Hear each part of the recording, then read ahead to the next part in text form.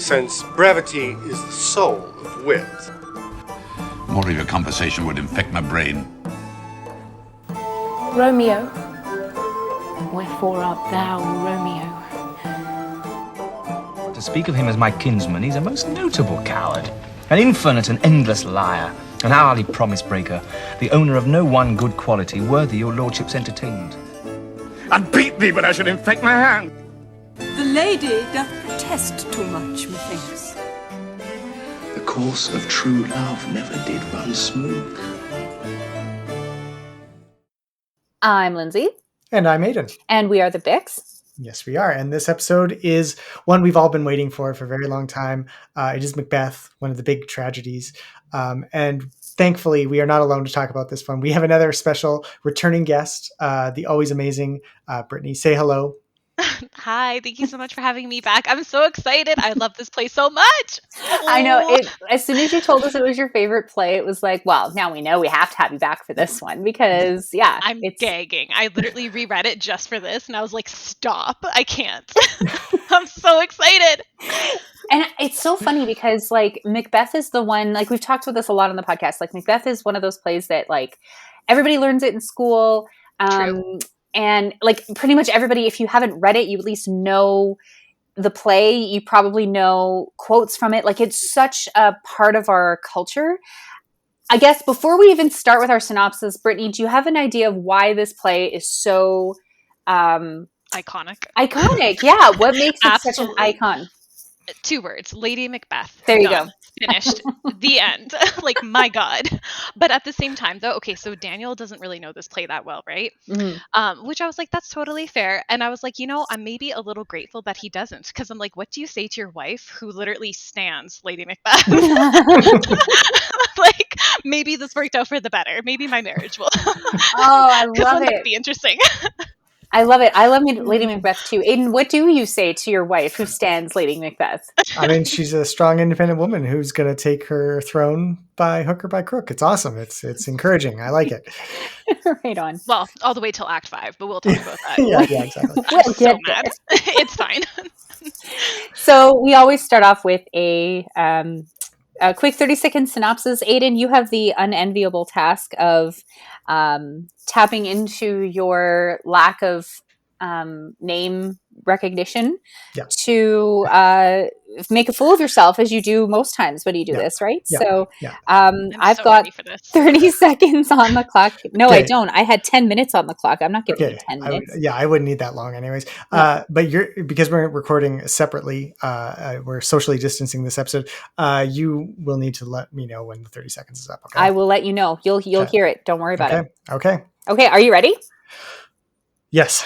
Okay. Ready and go. All right, so Macbeth is a thane in Scotland, and he meets these 3 sisters who are weird, and they tell him that he's going to be king. And then he gets in his head that he's going to be king, and then he kills the king. And then his wife is like, yeah, you should have killed the king. It was a good thing. And they did it, and then they continued on, and then they both went crazy, and tragedy ensued, and he gets his head cut off at the end, and everyone's mad at him. And that's basically the whole play. Well, all right. 3, 2, 1. Oh, wow. Yes. You made it even ahead of time. Ahead of time. That's impressive. And that wasn't too bad. I mean, I skipped over a lot, but it's all there. You hit the high points. That's the important thing. Oh my God. 10 out of 10. Very good. Yeah. Excellent. Thank you. But yeah, it is, as we've already said, an iconic play. And it's interesting. It's based on an actual historical figure, the real Scottish King Macbeth. Although he wasn't King of Scotland, he was King of Alba, I guess. Yeah. And maybe was more of a territorial king as opposed to like a local king. It wasn't like a feudal king, because they didn't really have feudalism yet in this kind of area. He did kill King Duncan, but he killed him in battle. He didn't murder him in his keep in the middle of the night like a little coward wussy baby. But wow. Okay. But and probably did so as retaliation for Macbeth not supporting him in a war against Northumbria, which is how all major fights start, as far as I'm concerned. If you're not going to back me when I go against Northumbria, expect to get a knife in your back, right? Like that's just so how petty. It goes. It's so true, though. It's like, I'll remember this. Yes, right. That's basically Middle Ages Europe is like, I'll remember this, and then they do. That's the whole story. Yeah. It's just underneath all the Like, crests. I was gonna say, I don't even think that's changed in modern day. Like, No. it's so pathetic. I'll remember this. King Macbeth reigned for, it looks like 17 years. Aiden, is that true in our notes? I'm just Yep. going by what you Yep, said. about That's 17 amazing. years. Yeah, and it was a very peaceful kind of reign. There's none of this like he was a bad king, crazy dictator type. That's all Yeah. after the fact. So yeah, Wow. not The based on slander. the historical character very much. Yeah, and he was definitely beloved, or maybe not beloved, but he definitely wasn't hated by his people the way it's portrayed in Shakespeare. Mhm. He died after an English invasion, and Shakespeare based his play largely on the Raphael Hollinshead and George Buckman's later retellings, but obviously those retellings would have been very English focused, and they wouldn't have portrayed a Scottish king as well, I guess. Yeah. Yeah, Yes. in a favorable light for sure. Although you do have a Scottish descendant on the throne at this time. Exactly. That's some of the important context around the play is that this is really kind of seen widely. I think most of us get this as the high school explanation too, is like this was when the Scottish king was coming on the English throne and you need to have a Scottish play for the Scottish king. Mhm. And so the play's kind of viewed in a lot of ways as propaganda for James the First and his he believed he was descended from Banquo, so you make Banquo the good guy There who you go. gets wrongly killed, and everybody's happy, especially Wait, the king. King James thought he was descended from Banquo? Yeah, this is the legend. That's I think cool. Yeah, Isn't it though? And I mean, Yeah. what an excellent choice of character to pick No too. kidding. Yeah. That's awesome. Everybody loves Banquo. Definitely. Poor Banquo, man, right? Oh my god. We'll go there. we will get there. And then yes, obviously this is the play that nobody talks about, the Scottish play. They don't say Macbeth. If you're performing it, there's this superstition that's built up around it. Do you know anything about the superstition? I don't know anything about how this got started. Does anybody know? I've only seen, I'd say, pop culture references. I don't think I could actually specifically say anything concretely, but I've just heard that like those weights that have like sand that are supposed to help like lift things will Yeah. get like knocked down and like knock someone in the head and just like everything goes wrong. Or I've even heard of like things catching on fire, Right. which is why you never say the name, right? Yeah. But it's I all just just word of mouth. It's gossip. yeah, like and I don't know what basis it has in like how it got started or anything like that, but it's definitely a thing, right? Like people totally even a to thing. this day are like, oh, we're putting on the Scottish play. They don't say Macbeth. Mhm. And even though it is, as we said, one of the most popular of Shakespeare's plays, and certainly one of the more, I think it's one of the more interesting Shakespeare plays. I love this play so much, and I know Same. Brittany, you do too. Oh, I legitimately is my favorite, and I totally agree. It's so interesting and fun, but I also would argue that it's probably one of the most straightforward of his Yeah, plays yeah. too. Yeah. Like there's no misunderstanding, right? Yeah, the bad guys are bad guys, Exactly. but also the good guys. They're like it's interesting because like the Macbeth and Lady Macbeth are like obviously the protagonists, but you don't really, you kind of maybe feel sorry for them a little bit, but you also don't. It's interesting to watch their progression throughout the play, and that's what makes it a really easy one to study because they do have this arc of they start off just happy couple, and then they're dead. And gone totally and crazy. a lot of that is just because of the supernatural, which Yes. we'll talk about later. But I Yeah. just love the idea of just like the chaos intervening and just kind of ruining people's lives. Yep. Right? Is it Yeah. fated? Is it destined? We don't know. That's going to be our ancient bickerings for today. So we'll So ready. Little even preview, though it's a straightforward play, there is still lots that you can debate and talk about, which is Oh, also for what makes sure. it interesting. It's just easy to understand though. I mean, like when Definitely. you're sitting in the audience, it's like like for instance, I love Midsummer, even Romeo and Juliet though. You have to understand that there's like a lot of go between characters, right? Yeah. And this one's just like, are you a man? Go kill him. Right? I was totally expecting you to pull that out in your 30 seconds. I wasn't gonna lie. Yeah. I was waiting for that Lady Macbeth just being like, go. Just go teabag him. Well, I mean, she's so mad throughout the entire play. Like, God bless her, though. It's true. It's true. Well, let's start talking about the characters then. So, and kind of, we're gonna do a little bit different today, and kind of talk about characters and the themes that they represent. I think as we go, and we'll obviously Love let's start with Macbeth himself. Mhm. And I mean, he's kind of, he is the protagonist. He's the main guy. We follow him, so we see his relationships with all of these other characters, primarily through like what he's saying, what he's doing. What is his relationship like? Let's start with his relationship with well, let's start with the Weird Sisters in Banquo, because that's the first thing that we see in the play, right? Yes. It kind of represents that theme of the free will versus fate that we're going to talk about a little bit later. But what is his initial response to the Weird Sisters prophecy? Like, what is it that kind of sets the play in motion? How does he react, and how do we understand the way he reacts through this? Brittany? Oh, okay. So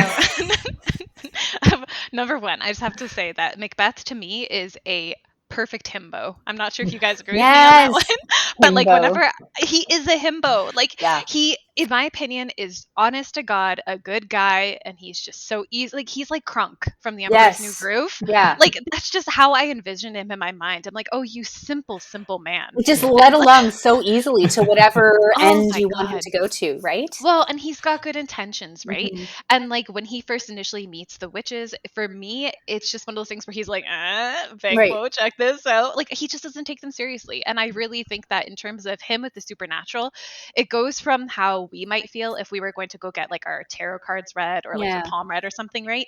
And then to the end of the play, he's actively seeking them out. Right. So it's kind of like, okay, I'm going to do the tarot card reading to I'm going to pay $99 for a psychic reading. Right. Right? Yeah. He goes from one extreme to the other. No, That's a that's good point. yeah, no, totally. And I think that's again, like that's part of the appeal of him as a character, is that he does go through this transformation over the course of the play. You do see him like joking with Banquo at the start, you know, not taking it seriously, because who would? They're just these crazy ladies who showed up on the hearth or the heath or whatever it is, and they're hanging out talking, and all of a sudden, you know, he is Thane of Cawdor, and he's like, oh, okay, Dang. and that makes Ooh, and it's just, that it's just a, prophecy. yeah, and it's just very understandable, because like, yeah, it's especially good because we as the audience already know that he's going to be Thane of Cawdor. Right. So we can see a little bit of that. We kind of get primed for his reaction. Mhm. So we know that the prophecy's partly coming true already. He doesn't, so we get this kind of, you know, dramatic irony there, and we can enjoy that and see how he reacts to it. And Yeah. so you do have a very clear idea that he's not going to take this seriously until it hits him over the head. And then, you know, after that, everything else is kind of like set in motion from there, because Lady Macbeth is convinced right away. Banquo's scared right away, basically. Like everybody who knows about this prophecy kind of has the same reaction. So it all kind of makes sense, right? It just kills me with Banquo. Like his relationship with Banquo just makes me want to die a little bit on the inside, because they were such bros. Yeah. Like, oh my God. Yeah. And then the prophecy, it just everything gets turned on its head, right? Yeah. It's true. We'll talk about the movies later, but I watched the Roman Polanski one for the first time yesterday. Oh. And both that one and the 2015 Michael Fassbender vehicle were good for like having like them have like this camaraderie, and this like, it's like the only easy-going moment in any of the movies is like their back and forth and their little happy moments at the start of the play or at the start of the movie. So I agree. It's like, this is like the one positive relationship, including Macbeth and Lady Macbeth, that you kind of get in the play. So it is sad to see it fall apart so quick. And I think it's a good point you made, Brittany, that, or maybe it was Aiden who made it, that everybody has this like healthy skepticism of not a healthy skepticism, sorry, a healthy fear of what the witches have prophesied. That was Aiden. It was Aiden. Okay. Yeah.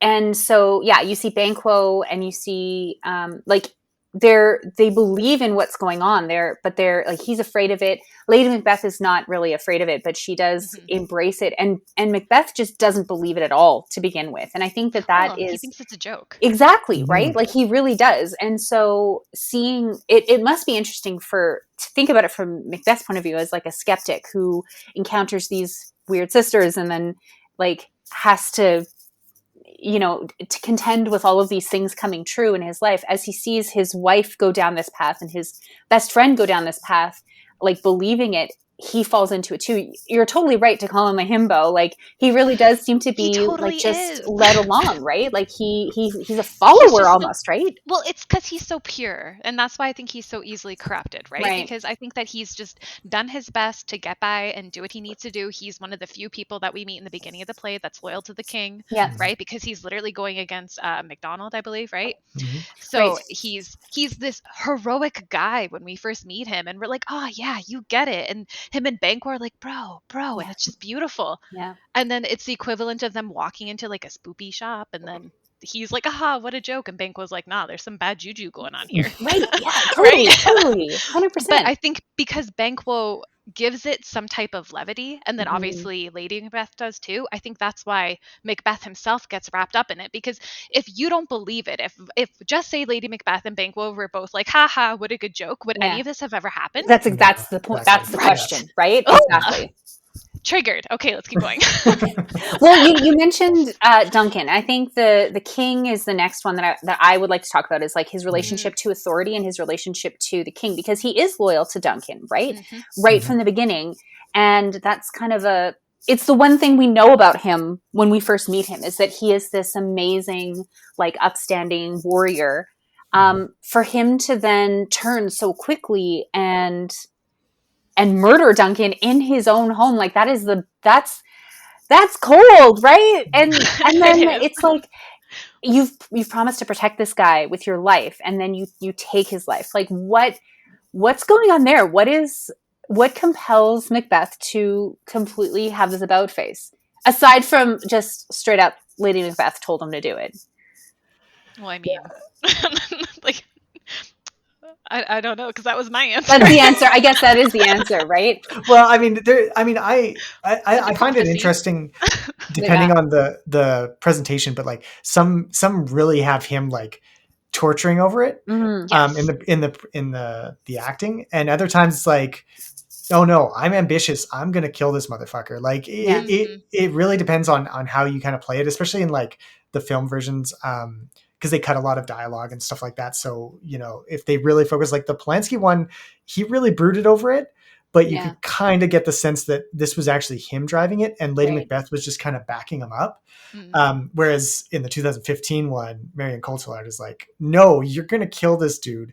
And It's I don't her care what it idea, takes really. me to do, to get you to do this. Do you know what, though? In the 2015 one, he was quite ambitious too. It actually annoyed the shit out of me, because literally with her, I liked the 2015 one. I actually quite enjoyed it, Mhm. but there's so many things wrong with it. And we'll talk about that at the end. But Okay. just what they did to her character, oh my goodness me.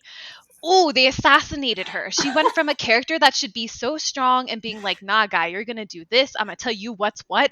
And like, literally, when he comes back with the two knives, she's just like, oh, that's okay. In the play, she's like, you idiot. What are you doing? Right? Like, she's literally so mad at him. But in the Right. 2015 film adaptation, he's like, oh, I screwed up. And she's like, okay, baby, no problem. Mwah, mommy loves you. Like, no, stop it. He's a simpleton. We hate this. What are you doing?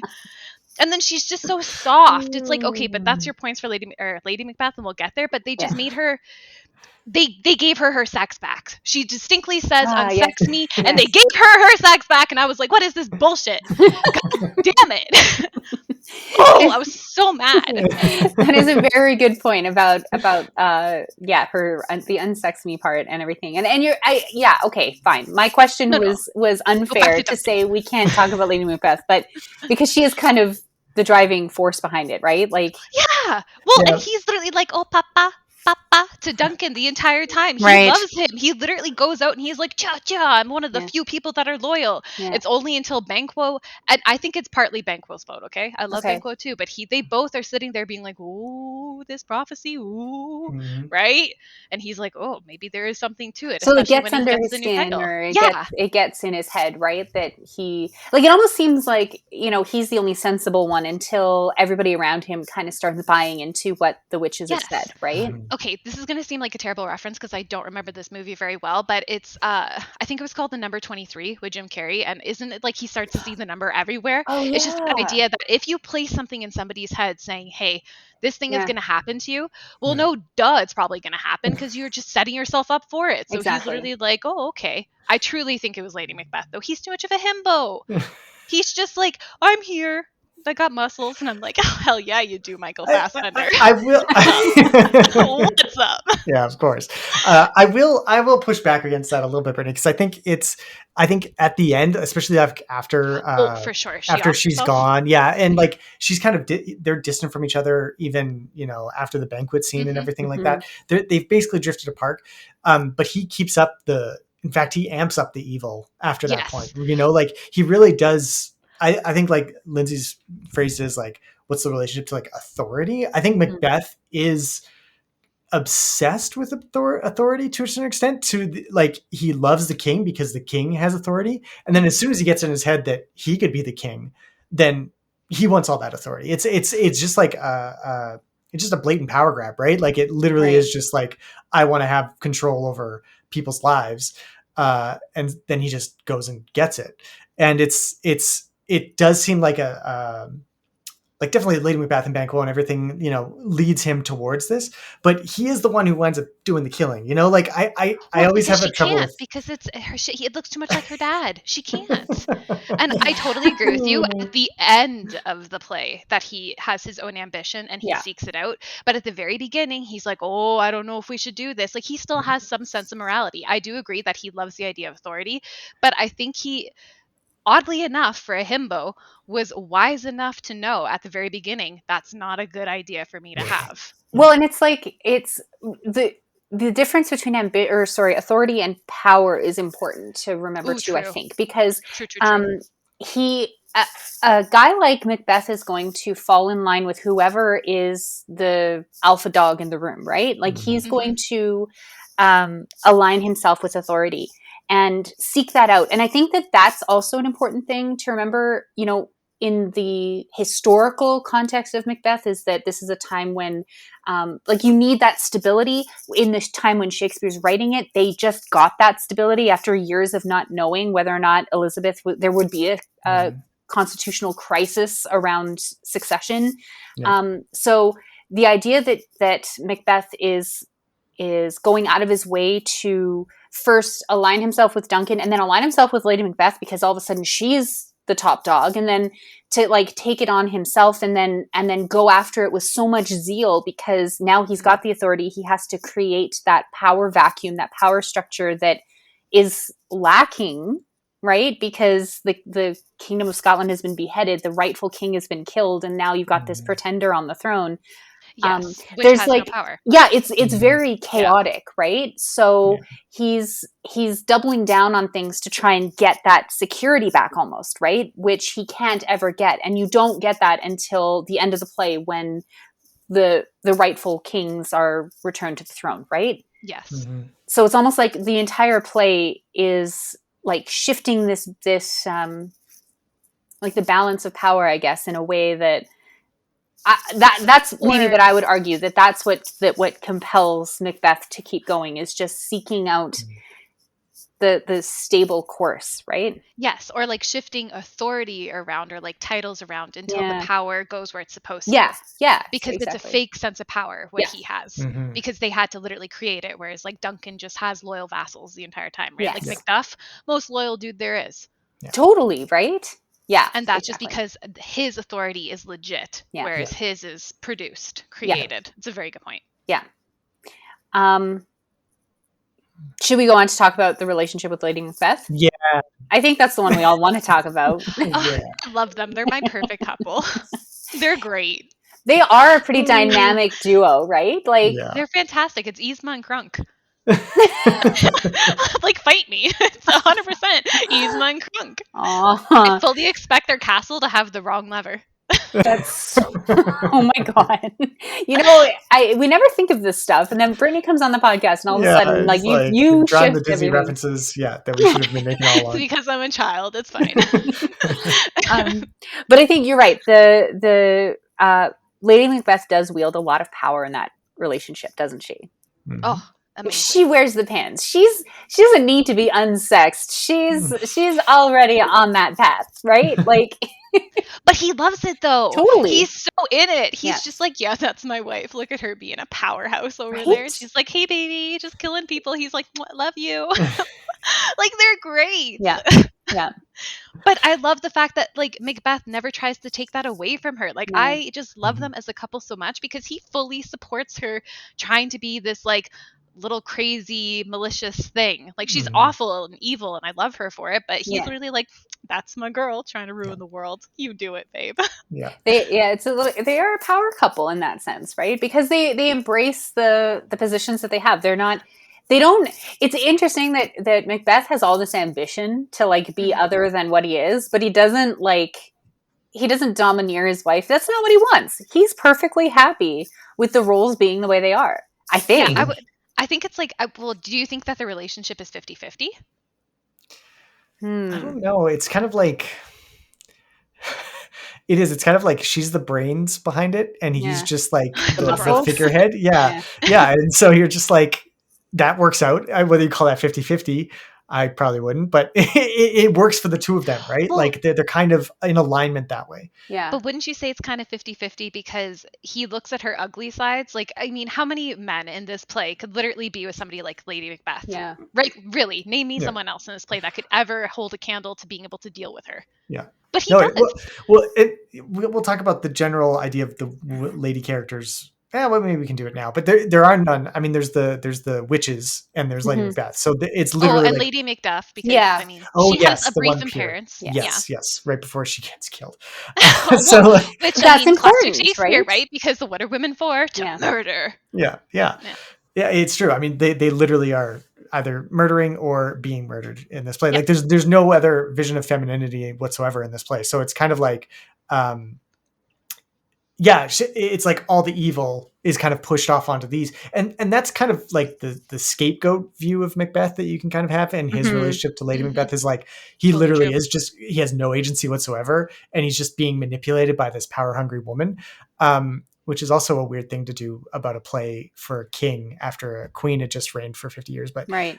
that's kind of like beside the point. But it that really takes away a lot of Macbeth's agency, and also undervalues, in my mind, like the kind of role that Lady Macbeth plays, because she really is just half of the equation. She's not the full thing. I really feel like I prefer presentations like that where or performances like that where she is a dynamic half of this couple that together goes on this terrible side quest of taking over the kingdom. Well, and as you said, at the end of the play, he has his own ambition because they're Yeah. distanced from one another. So I would completely agree with you. I actually think it's because of like she's so important to him and he is to her, because I think they like are the yin and yang to one another. Like Yeah. he needed her to unlock his ambition, and then once her purpose unfortunately is kind of served, he already has all that desire and like that drive, or as Lindsay said, that zeal to just be like, yeah, and then go and chop everything else down and ultimately die. But he seeks that and he gets that from her, just like I think she unfortunately gets his conscience, which is definitely not what she needed. No. Not good for the long-term health, at least. Yeah. Yeah, exactly. But I think in that sense, maybe Brittany, you're right that they are a 50-50 coupling in that sense. So yin and yang, that's a good description of it, because they do seem like they are better, at least for the purposes of this play, together. Always together. Yeah, right. And if they're probably, I mean, as weird as it sounds, they're probably one of the more successful couples in all of Shakespeare, right? They really are. They totally like support one another. They're very loving. They like, she's always like, you do it, honey, but you're absolutely right. As soon as they breach off and they're by themselves, all heck breaks loose. Yeah. Like he makes really dumb decisions. She goes completely bananas crazy. Yeah. Like you gotta stay together. Gotta be homies. Yeah. Well, I mean, and I think that's the other interesting thing about Macbeth's character in relation to her, is the fact that he can't stand up to what she puts him up for. Like he breaks down first. You know, he's seeing the dagger and he's seeing Banquo, and But the prophecy helps with that. I don't think it's all on her. He No, also but- is a very simple person. it's true. He will again go wherever he's led, but it is interesting that he's kind of I think that like one of the things that we always ask, or I remember being asked when I was in high school reading this play was like, when does Macbeth go crazy? Is it when he sees the dagger? Is it when he sees Banquo? Like, what is it that actually pushes him over the edge into madness? And it's a very kind of like, stupid kind of linear yes or no, madness or not mad kind of question. But, generally it's kind of like, well, he didn't have to kill Banquo. Banquo may have run away and he was a little scared maybe of Macbeth, but and Lady Macbeth did not ask him to kill Banquo. No, That not was at all. entirely his doing. So it Yes. feels like as soon as he's going off on his own, outsider, it just backs up your interpretation, Brittany, that like, they can't do it without each other. And Yeah. as soon as he goes down that path, he goes mad, and then she gets her madness from him, kind of thing, right? So I agree. Like they're such a good couple.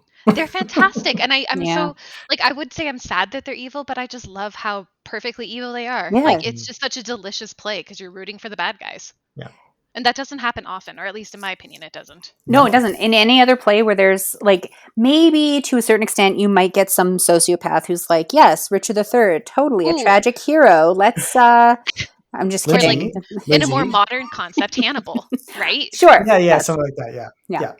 But it's definitely different with Macbeth. The fact that these two are so fantastic, and Lady Macbeth on her own is such a strong female character in the canon of Shakespearean female characters. She's one of the best, if not the best, right? I would argue she is the best. The only Yes. other one that I could say is probably very close to her would be Catherine for me from Taming of the Shrew.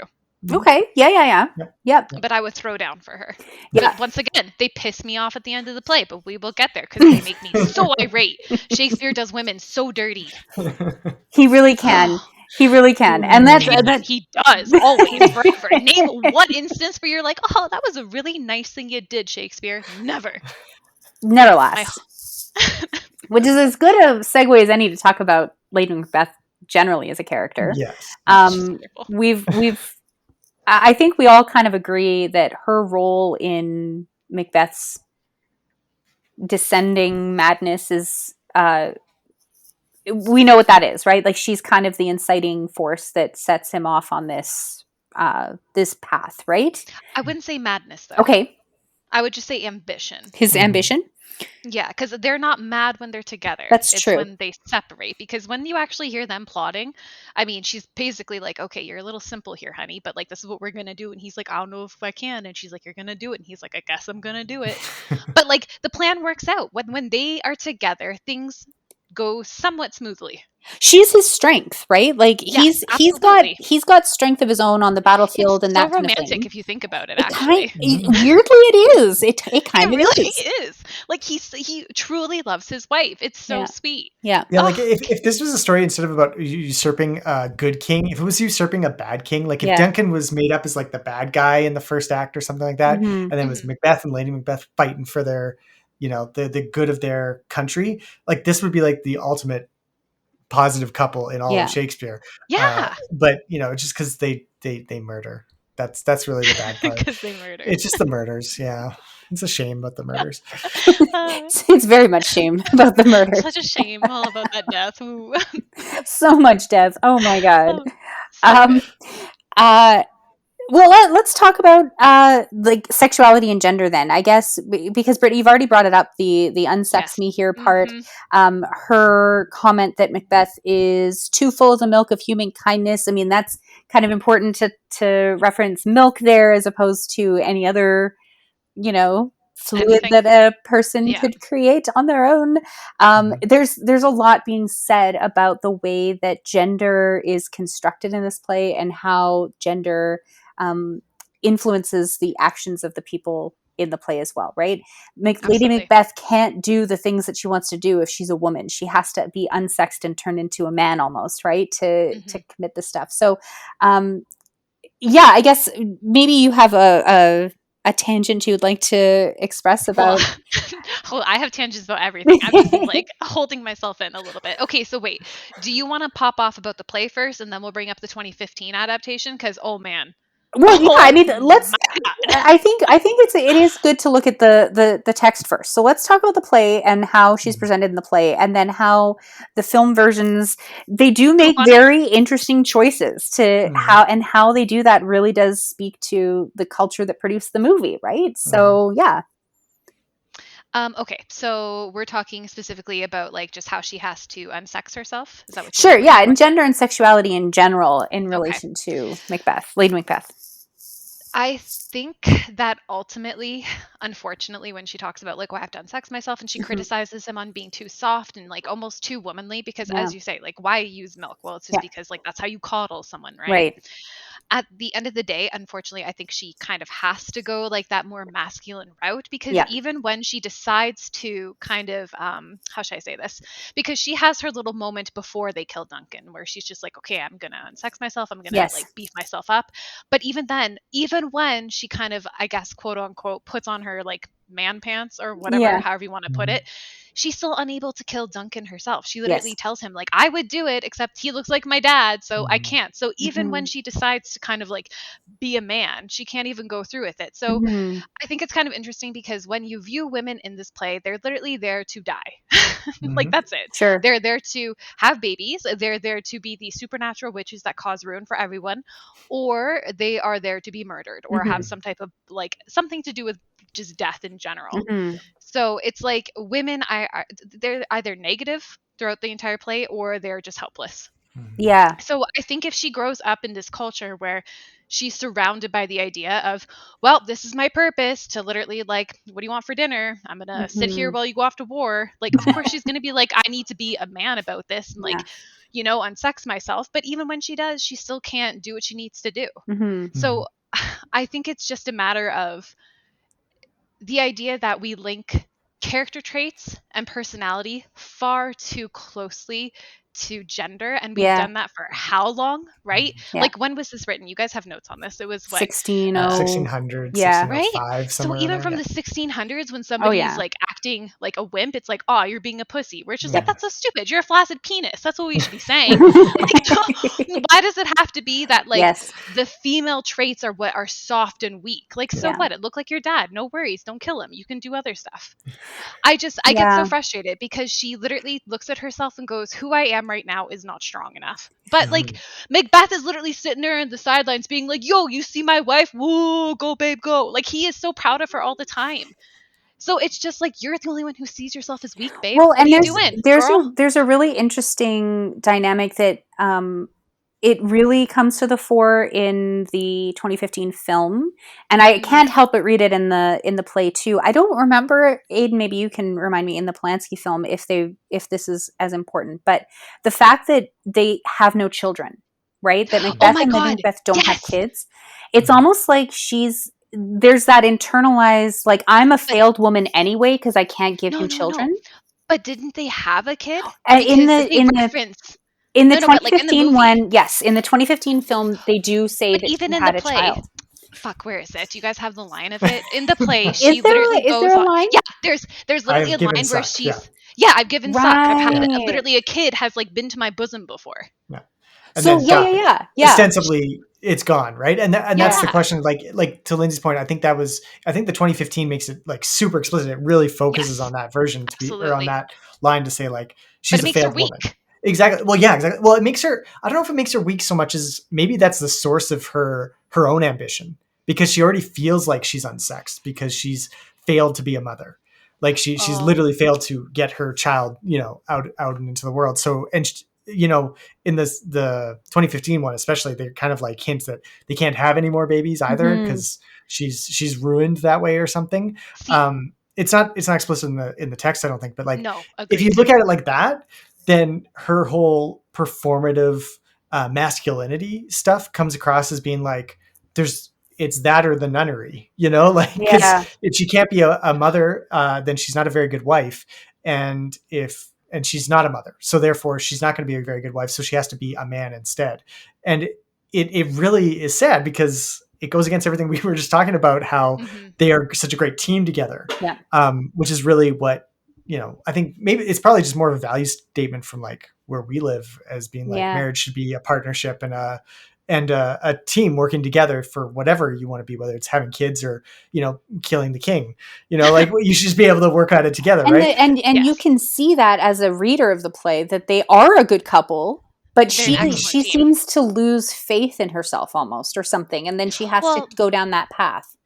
I don't know, because I just don't understand. Like, Act 5 has always bothered me. Her hallucinations and how that Yeah. kind of starts bothers me. Mhm. And like, I would argue that 100% it does make her weak not having this child, because not in the play. In the actual play, in the actual text, I don't quite understand her descent into madness, and we can talk about that, because I truly don't really see how she unravels so quickly. Yeah. But in the movie, I really strongly think her losing her child is her weakness, because when Macbeth goes and gets Lady Macduff and gets the kids, and the kids are Yep. on the spire or whatever, and Mhm. all the Yeah. flames shoot up, Yeah. that's when she breaks, Mhm. because it reminds her of her kid at that point, and that's her Yeah. weakness. And it's like, that kind of spells it out, because truly, in the play, what is her weakness? Mhm. It She just doesn't happens. have one. Yeah, Yeah. it just Well, happens, and I get so frustrated. or she's you know, she's failed to be unsexed, and she Yes, has all exactly. this That's the softness alternative. still Yeah. in her, so she can't So she she could feels pretend guilt and to she be feels yeah. Yeah. yeah. No, So that's fair. that That's may be 100%. what You hit the out happens. damn spot. True, true, true. Out Yeah, damn spot. You're right? right. You're absolutely right. It just is so frustrating, because it really just bothers me that ultimately women weak, soft, frail, Well, helpless, and and then men strong. it's Mhm. an inconsistent characterization for Lady Macbeth in the play, and I Yes, think the films absolutely. and productions that you see put on have to kind of fill in the gaps a little bit more with her, just because, and there's room for that, which is great because it leads to interesting adaptations. But it's not all there in the play, and that reading it on the page can be, yeah, it does happen abruptly, and you have to It's make frustrating. calls on your Yeah. own. Yeah, and it can be, especially if you really like Lady Macbeth and you're like, Well, well, because this she's she such doesn't a deserve